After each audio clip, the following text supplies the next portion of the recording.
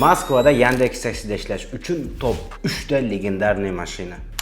Uchinchisini siz topasiz. Birinchisi Hyundai Solaris. Bu juda ham qulay, juda ham ekonomik. Agar buzilib qolsa, zapchastlarini topish ham muammo emas va qimmat emas. Benzin rasxodi esa juda ham hamyonbop. Bir zapravka qilib qo'yib, butun Rossiyani aylanib chiqsangiz bo'ladi. Ikkinchisi Kia Rio. Bu ham xuddi Solaris kabi ekonomik. Zapchastlari buzilib qolsa, topishingiz muammo emas.